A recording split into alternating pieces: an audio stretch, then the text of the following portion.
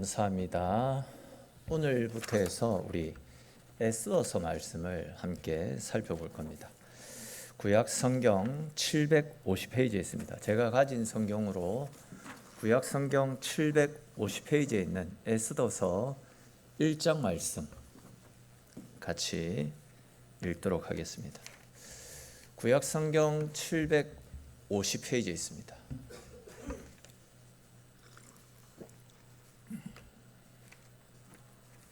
구약 성경 750페이지에 있는 에스더서 1장에 있는 말씀.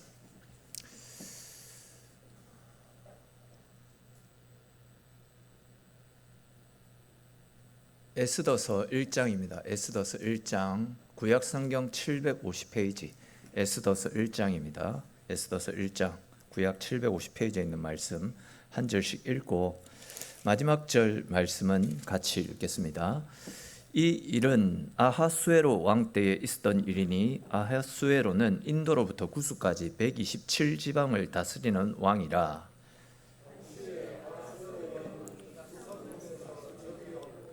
왕위에 있은 지 제3년에 그의 모든 지방관과 신하들을 위하여 잔치를 베푸니 바사와 메대의 장수와 각 지방의 귀족과 지방관들이 다 왕 앞에 있는지라.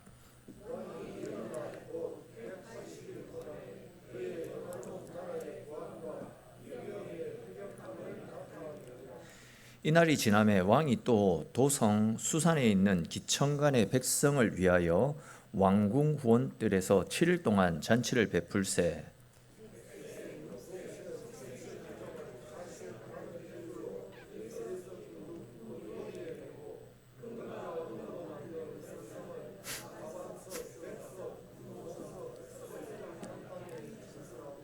금잔으로 마시게 하니 잔의 모양이 각기 다르고 왕이 풍부하였으므로 어주가 한이 없으며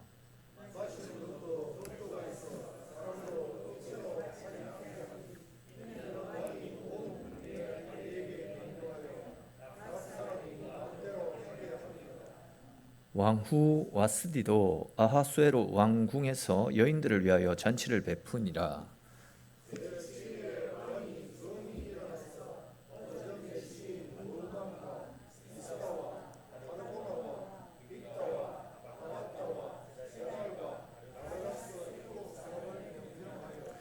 왕후 와스디를 정하여 왕후의 관을 정제하고 왕 앞으로 나오게 하여 그의 아리따움을 뭇 백성과 지방관들에게 보이게 하라 하니 이는 왕후의 용모가 보기에 좋음이라.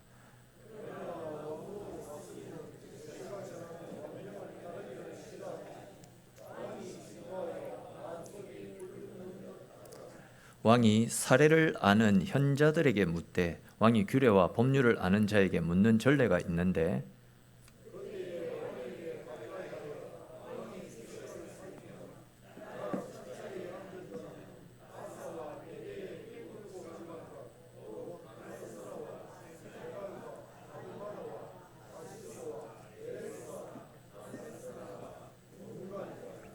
왕 와스디가 내시가 전하는 아하수에로 왕의 명령을 따르지 아니하니 규례대로 하면 어떻게 처치할까?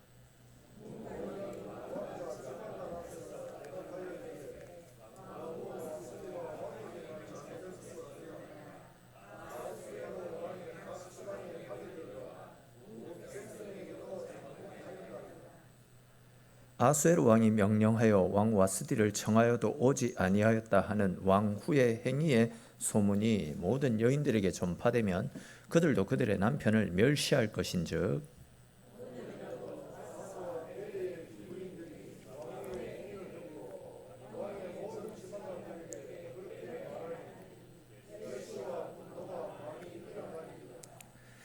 왕이 만일 좋게 여기실진데 와스디가 다시는 왕 앞에 오지 못하게 하는 조서를 내리되 바사와 메대의 법률에 기록하여 병개함이 없게 하고 그 왕후의 자리를 그보다 나은 사람에게 주소서.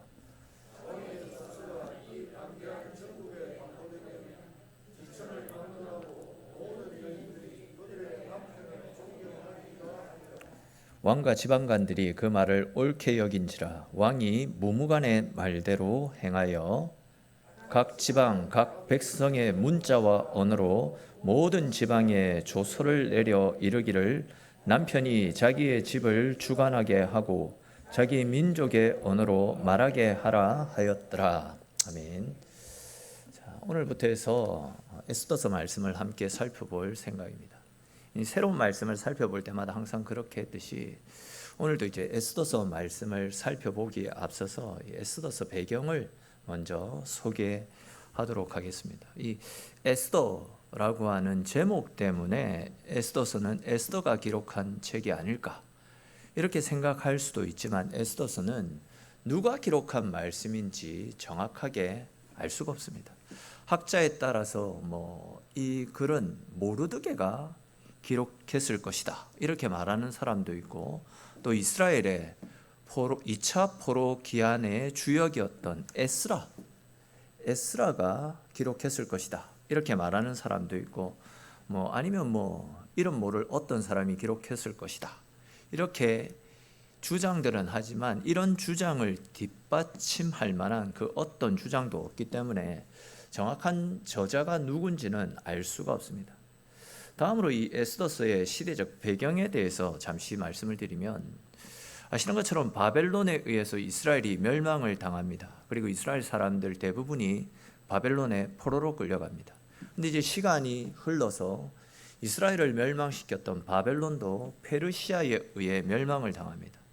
근데 이제 그렇게 바벨론을 정복했던 페르시아의 왕 고레스가 포로 생활을 하고 있던 이스라엘 백성들에게 너희가 원하면 얼마든지 너희들의 나라로 돌아가도 좋다라는 포로 귀환 명령을 내리게 됩니다.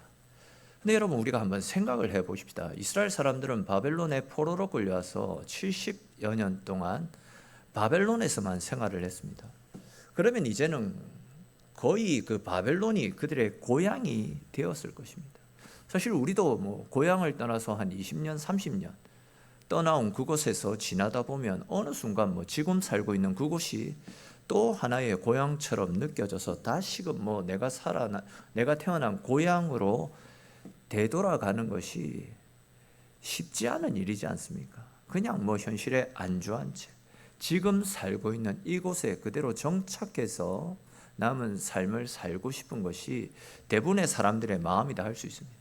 마찬가지로 지금 바벨론에 끌려왔던 이스라엘 백성들도 70년 동안 바벨론에서 생활을 하다 보니까 이미 그곳에서 생활의 터전을 다 마련했습니다. 그리고 이미 그곳에서 가정과 생업을 이루고 살아가고 있었기 때문에 고레스가 너희들의 고향, 너희들의 조국으로 돌아갔다 가도 좋다라는 명령을 내렸지만 다시금 이스라엘로 돌아가겠다라고 선뜻 나섰던 사람은 5만 명도 채 되지 않는 상황이었습니다. 그러니까 이제 대부분의 사람들은 이미 삶의 터전이 되어버린 바벨론, 즉 페르시아에 그대로 남아 그곳에서 생활을 했었더랬습니다. 우리가 오늘부터 살펴볼 이 에스더서 말씀은 포로 기한 때에 이스라엘로 되돌아가지 않고 계속해서 페르시아에 남아서 생활했던 이스라엘 백성들의 이야기를 기록하고 있습니다.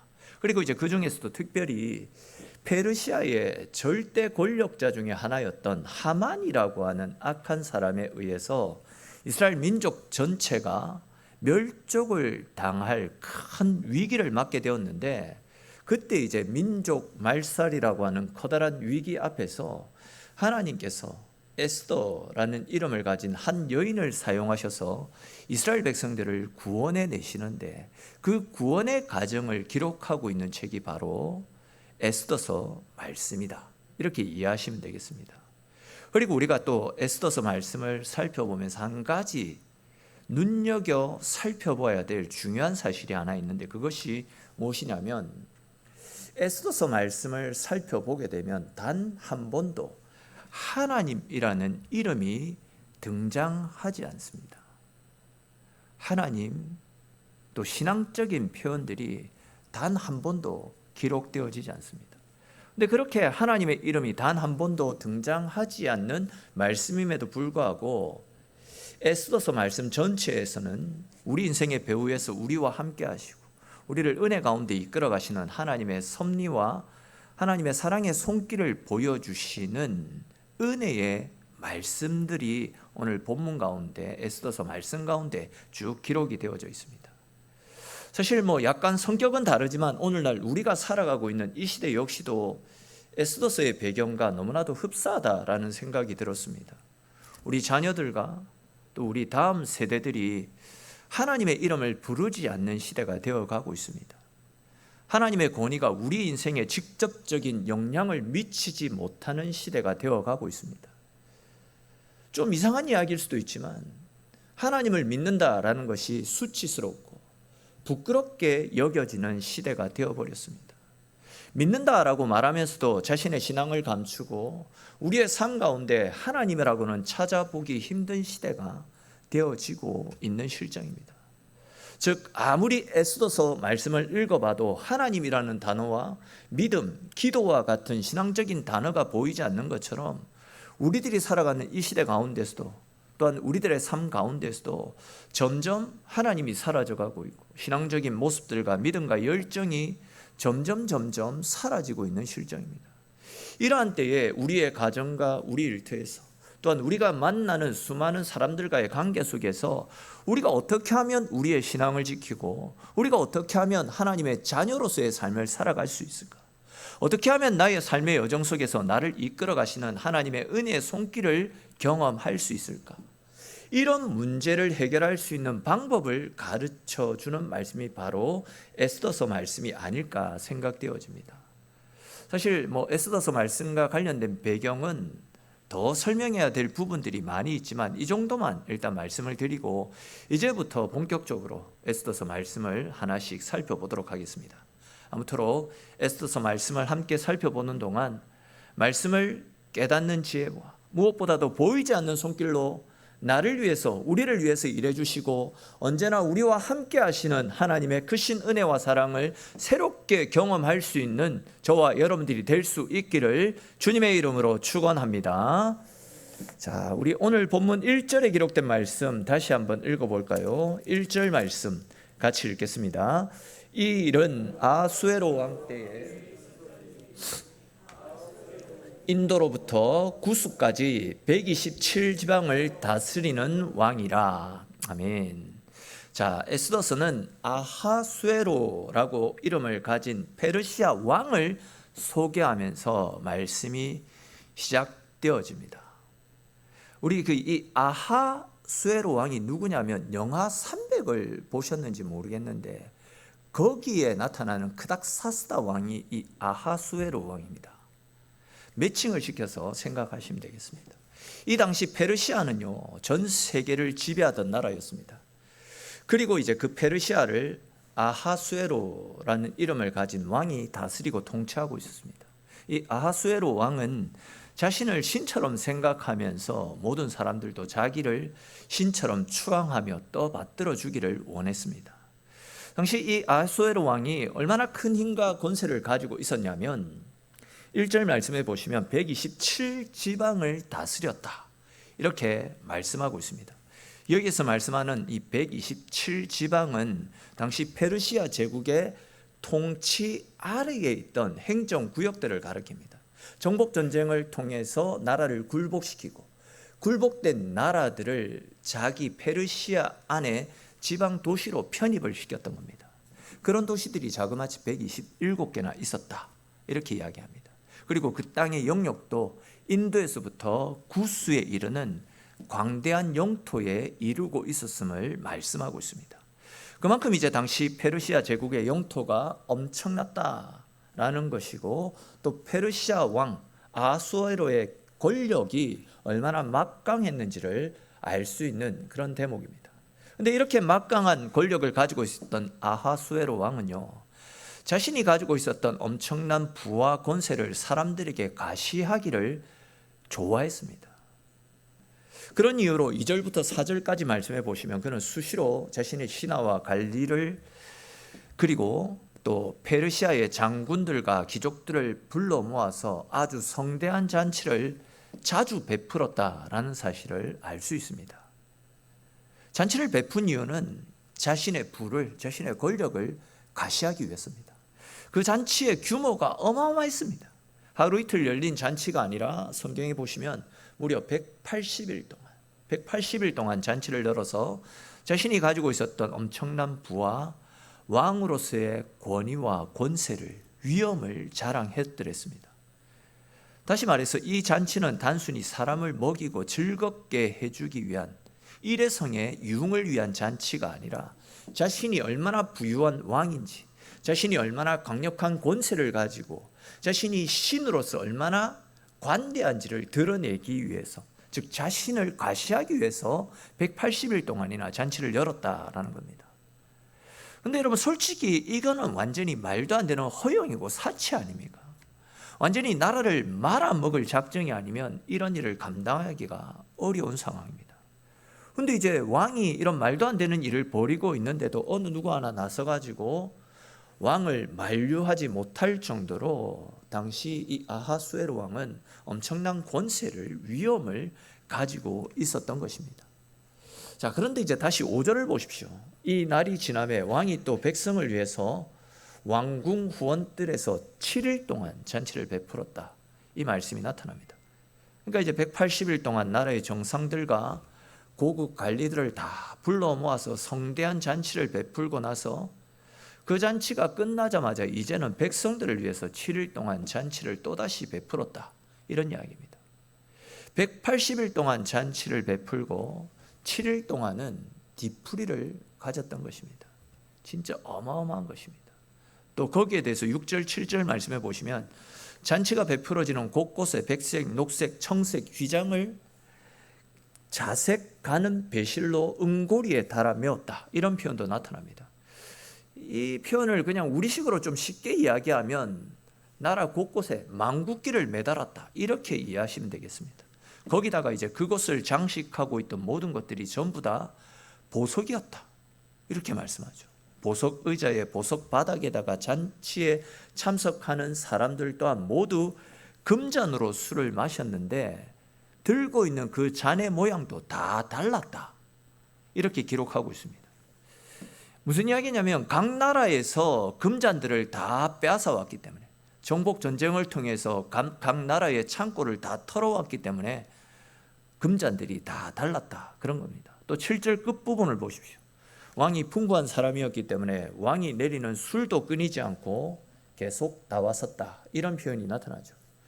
자, 아무튼 당시 세계 최강의 나라 페르시아에서는 자신의 힘과 권세를 뽐내고 싶어 했던 아하수에로 왕에 의해서 끊이지 않고 계속되어지는 술잔치가 벌어지고 있는 실정입니다.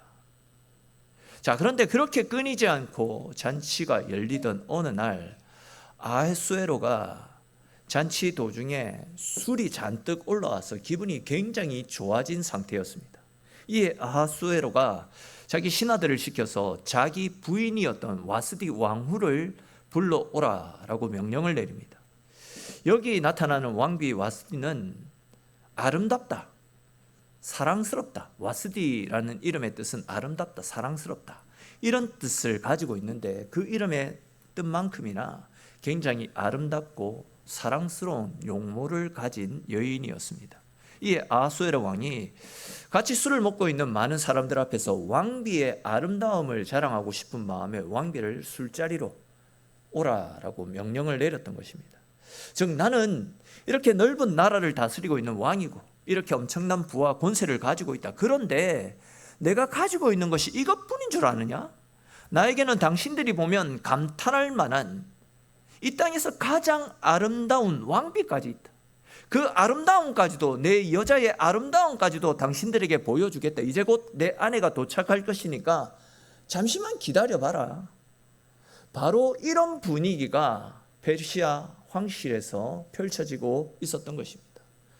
자, 그런데 이제 왕이 자신을 가시하고 싶어서 왕비를 데려오라라고 했던 명령에 와스디 왕후가 어떤 식으로 반응하고 있습니까? 싫다고, 내가 왜 가냐고 왕의 명령에 거부를 하고 있습니다. 와스디 왕후가 뭐 어떤 이유로 왕의 명령을 거부했는지는 알 수가 없습니다. 그런데 분명한 것은 왕후의 그 거절이 왕의 분노를 불러일으켰다라는 겁니다. 아하수에로 딴에는 아내의 아름다움을 가시하고 나는 이런 아름다운 여인과 살고 있다, 이런 식으로 자신을 가시하고 싶어서 왕비를 불렀는데 이 와스디 왕비가 단칼에 왕의 명령을 거절해 버렸던 것입니다.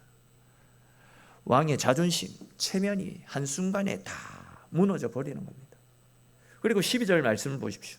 그때 아하수에로 왕이 크게 진노합니다.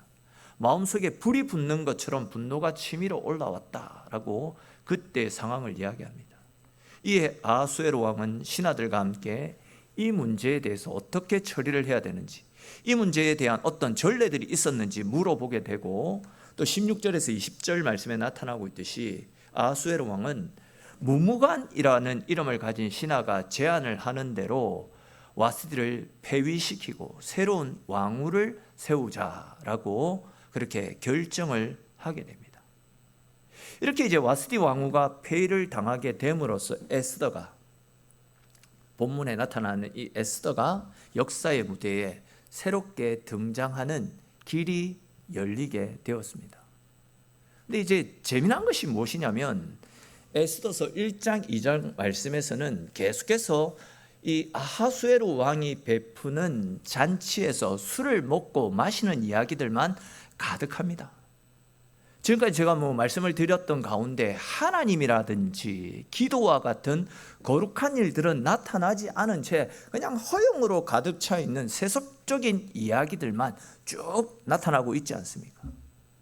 그런데 이제 놀라운 것은 이렇게 술과 인간의 허영으로 가득했던 이 세속적인 잔치 자리에서도 하나님께서는 당신의 백성들을 구원하시기 위한 준비를 조금씩 진행시키고 계셨다라는 겁니다.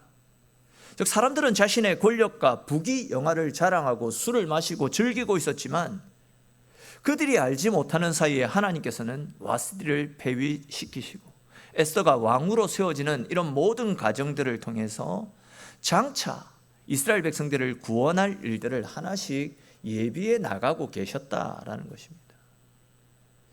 그렇습니다, 여러분. 이것이 바로 우리를 위해서 일해 주시는 하나님의 섭리라고 할 수 있습니다. 하나님께서는 인간의 교만과 어리석음에 끌려다니는 분이 아니라 이런 세속적인 일들까지도 당신의 주권으로 다스리셔서 이런 세속적인 일들 가운데서도 마침내 당신의 선하신 뜻을, 당신이 이루어 가실 구원의 계획들을 진행시켜 나가시는 분이십니다.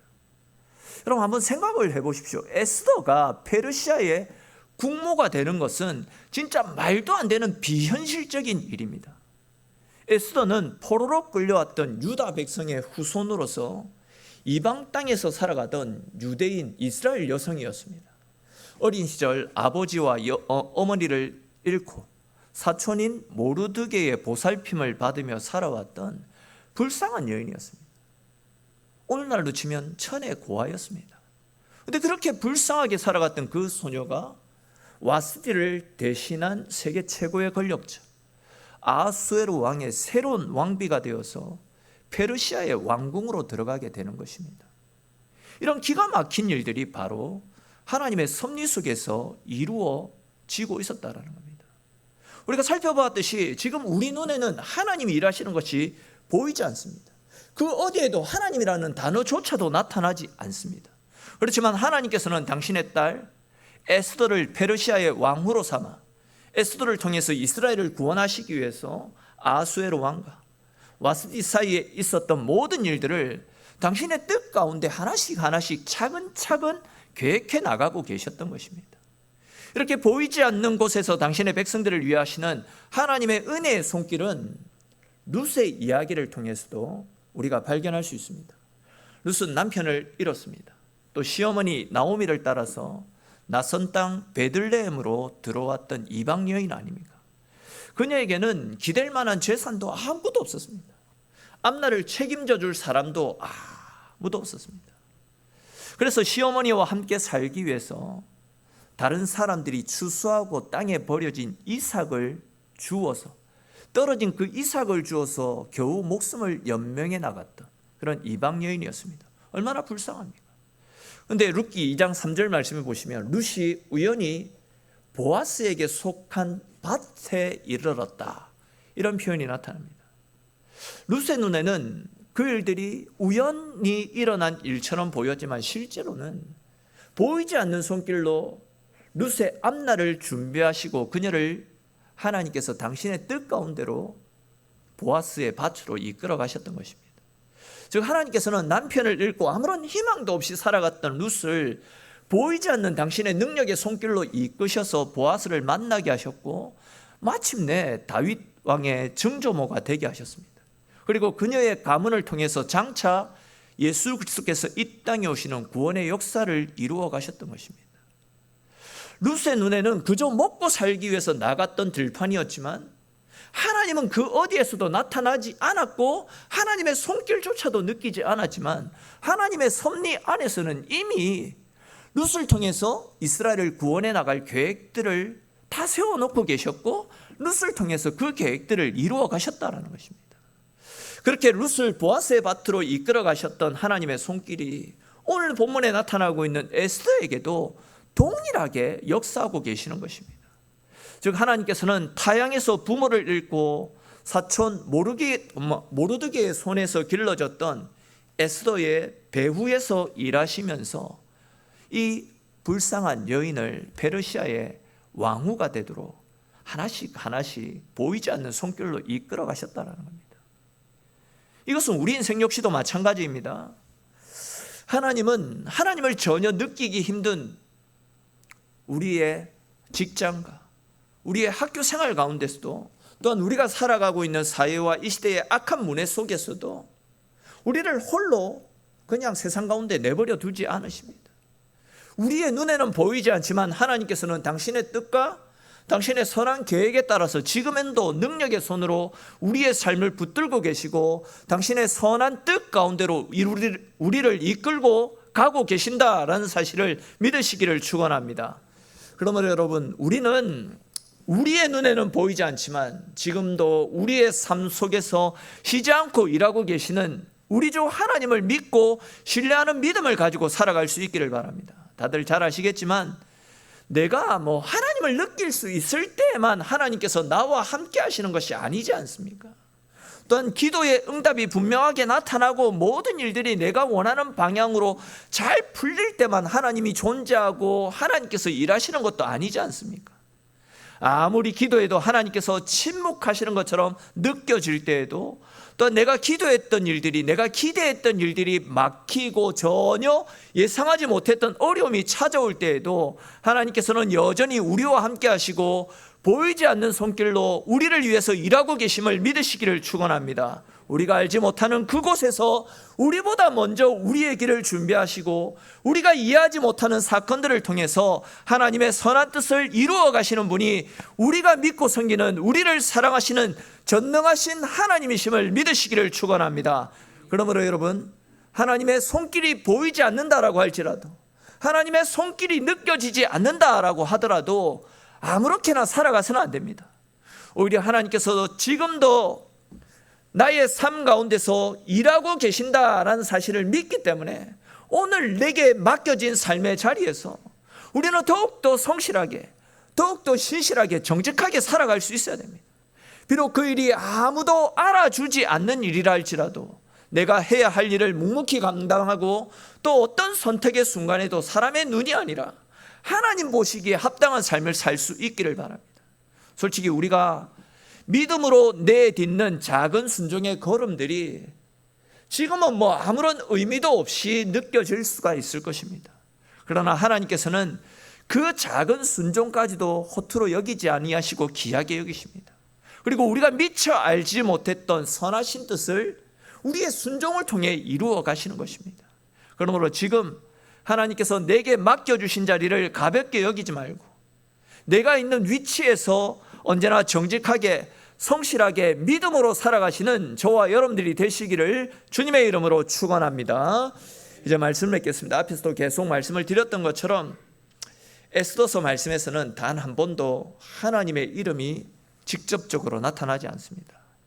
그러나 하나님의 이름은 보이지 않아도 하나님의 손길은 모든 사건 속에서 분명하게 움직이고 있습니다. 마찬가지로 우리의 삶 가운데서 하나님의 손길이 느껴지지 않는 순간이 분명히 있을 것입니다. 그러나 바로 그 순간에도 하나님께서는 결코 우리 곁을 떠나지 않으심을 믿으시기를 바랍니다. 우리 곁을 떠나지 않으시고 한순간도 놓치지 않고 우리 인생을 붙드시고 당신의 선한 뜻을 이루어 가기 위해서 쉬지 않고 우리를 위해서 일하고 계십니다. 그러므로 눈에 보이는 상황만 바라보며 눈앞에 보이는 상황 때문에 낙심하지 마십시오. 지금의 형편만 보고 하나님께서 나를 잊으셨다, 이런 어리석은 생각도 하지 마십시오. 아직 응답이 보이지 않고 아무런 변화가 일어나지 않는 것처럼 보여도 하나님께서는 우리가 알지 못하는 곳에서 이미 우리를 위해서 일하고 계심을 믿으시기를 바랍니다. 이런 확신과 믿음을 가지고 하나님께서 보이지 않는 순간에도 하나님이 우리를 위해서 일하시고 우리와 함께 하신다라는 사실을 믿는 믿음 가지고 삶의 모든 자리에서 하나님 앞에서 정직하고 신실한 믿음으로 살아가시는 저와 여러분들의 인생이 될 수 있기를 주님의 이름으로 축원합니다. 기도드리겠습니다.